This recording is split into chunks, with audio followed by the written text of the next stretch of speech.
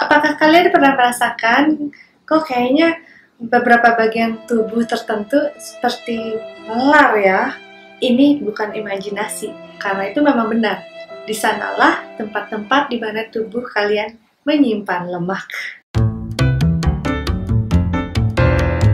Seringkali kita hanya fokus untuk bakar kalori supaya bisa kurus. Dan kalori tersebut biasanya adalah hasil dari apa yang kita makan kemarin lusa, atau tadi siang.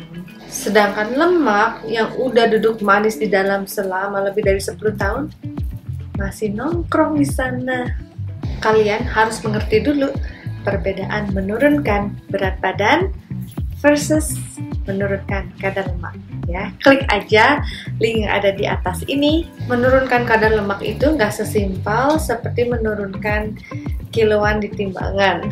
Sedangkan target kita ingin menurunkan kadar lemak yang udah timbun selama puluhan tahun. Gimana caranya tuh?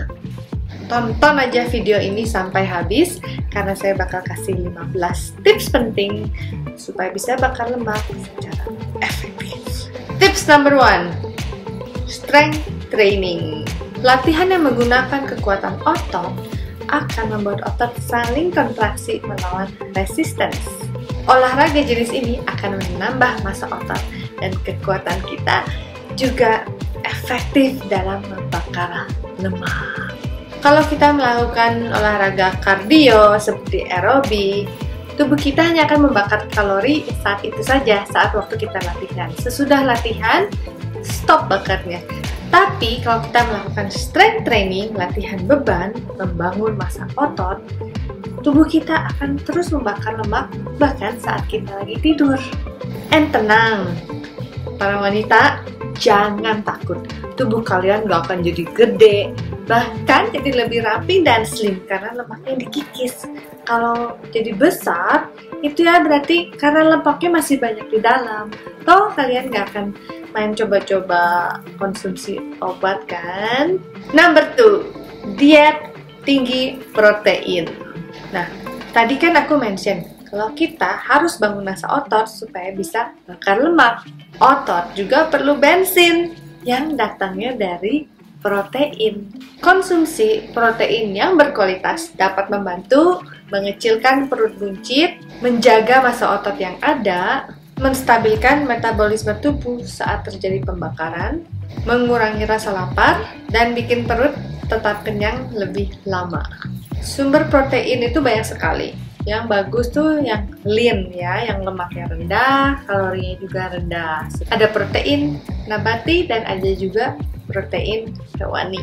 Untuk protein hewani, daging dada ayam itu sebenarnya yang terbaik karena kalorinya paling sedikit dibanding daging lain dan juga lemaknya paling rendah, tapi kandungan proteinnya paling tinggi.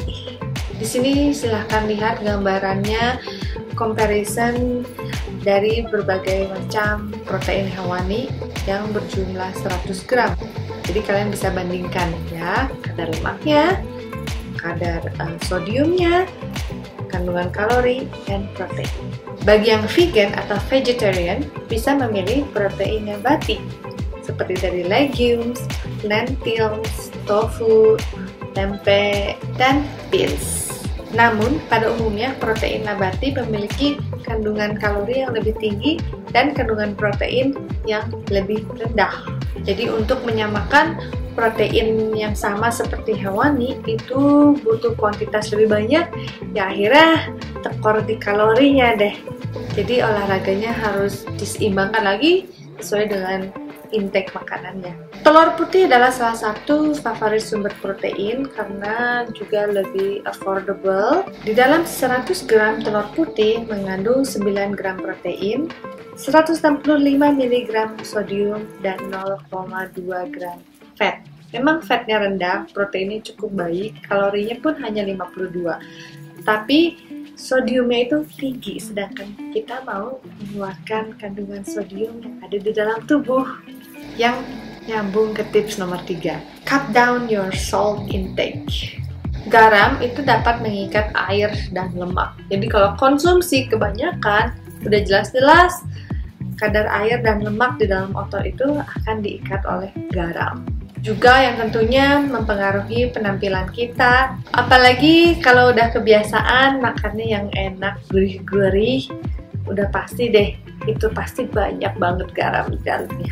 Badan kita perlu garam nggak lebih dari 1 sendok teh per hari. Dan untuk anak-anak lebih sedikit lagi loh. Semakin tinggi kandungan sodium di dalam badan, semakin tinggi juga kadar lemaknya. Terutama lemak di daerah perut, paha, dan lengan. Makanan seperti chips, keripik, gorengan, soto, gulai, udah pasti garamnya tinggi. Jadi kurangi garamnya, kalau bisa ya nggak usah makan garam sama sekali. Saya sendiri sedang melakukan program cutting body fat, so saya nggak masuk garam ke badan. Dan jangan takut kalau kita bakal kekurangan sodium, karena kita masih mendapatkan sodium dari sayuran dan protein kita. Terus gimana? Nggak enak dong rasanya kalau makanan nggak ada garam. Ya permulaan mungkin belum terbiasa ya, lama-lama jadi lebih terbiasa. Bahkan kalau kita mencicipi makanan di restoran, itu rasanya kok asin banget ya, atau manis banget, karena dari kebiasaan makanannya acides. Tapi kita bisa lebih kreatif, kita bisa tambahkan jeruk lemon, lime, rempah-rempah lain yang juga bagus untuk kesehatan tubuh karena kandungan antioksidannya. Number 4, fill up on fiber. Serat dalam sayuran dapat membantu mencegah kenaikan berat badan dan menurunkan kadar lemak. Kita juga merasa kenyang lebih lama dan BAB lebih lancar. Beberapa sumber sayuran terbaik kalau lagi diet seperti ini itu adalah brokoli, buncis, dan asparagus. Di dalam 100 gram brokoli mengandung 34 kalori, 0,4 gram fat, 2,6 gram fiber, 33 mg sodium, dan 2,8 gram protein. Kalau kalian mau tahu lebih banyak kandungan nutrisi di sayuran lain, bisa Google aja atau download app. Di sana lengkap semua, banyak informasi mengenai nutrisi sayuran dan makanan lain. Tips number 5, minimalkan asupan karbohidrat. Mau roti putih, roti gandum, segala jenis roti, croissant, pastry, nasi, itu semuanya karbo. Loh, kenapa roti gandum nggak boleh? Kan sehat katanya gandum. Namanya roti, mau gandum kek, mau putih kek, sama aja, tetap aja tepung isinya. Belum lagi campuran margarin, mentega, dan susu di dalamnya. Akhirnya juga jadi gula di dalam badan dan disimpan lagi sebagai lemak. Makanan karbohidrat tinggi, terutama yang refined carbohydrate, itu mengandung high glycemic index dan juga membuat gula darah menjadi tidak stabil. Sedangkan kita tujuannya kan mau menurunkan persentase kadar lemak yang udah disimpan selama bertahun-tahun. Kalau terus masuk ekstra kalori dari karbo, kapan dibakarnya dong? Waktu kita olahraga ya bakar karbo yang baru masuk dulu. Sedangkan cadangan yang udah disimpan bertahun-tahun itu bakal tetap mandek di sana. 1 pound of fat atau kurang lebih 0,45 gram lemak itu sama dengan 3.500 kalori. Nah, harus lari di treadmill berapa jam tuh supaya bisa bakar 3.500 kalori. Dan cuma gak nyampe setengah kilo pula lemak yang dibakar. Kalian bisa cek kadar body fat kalian, bisa di gym atau timbangan yang khusus, and hitung aja deh, do the math yourself.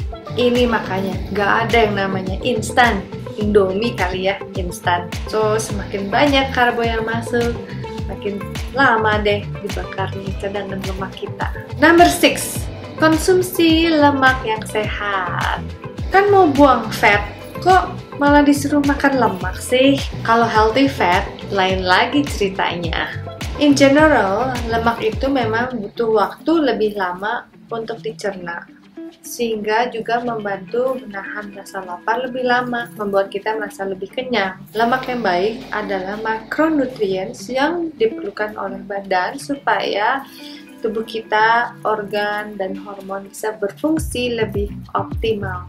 Apabila di dalam program diet kalian nggak ada asupan lemak baik sama sekali, itu sama aja dengan mengkondisikan badan kita untuk tidak membakar lemak yang ada di dalam tubuh.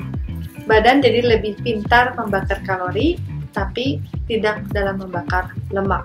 Selain itu, kurang konsumsi lemak yang baik juga mengganggu keseimbangan hormon. Karena beberapa hormon itu memiliki bahan dasar lemak. Dan hormon-hormon inilah juga yang ternyata kerjanya itu membakar lemak dan menaikkan metabolisme dalam tubuh. Tapi harus sesuai juga jumlahnya. Ya, mentang-mentang bagus, bablas semua dimasukin. Contoh lemak yang baik adalah alpukat, ini favorit saya, dan cukup satu saja dalam satu hari. Atau kacang almond, cashew, nggak lebih dari 20 biji dalam sehari. Make sure itu juga dipanggang atau raw, nggak digoreng. Harus detail banget ya, semua harus dihitung. Ya emang begitu. Awal-awal pun saya timbang semua makanan saya. Dan sekarang saya udah lebih ngerti kurang lebih kira-kira seperti apa jumlahnya. Number 7, batasi asupan gula. Gula merupakan salah satu sumber energi. Rasanya juga enak banget, apalagi kalau udah dibikin dessert. Kebanyakan asupan gula akan disimpan sebagai lemak. Selain bikin gemuk, gula juga gak bagus buat kesehatan. So, don't overdo it. Kalau bisa, eliminate sugar completely.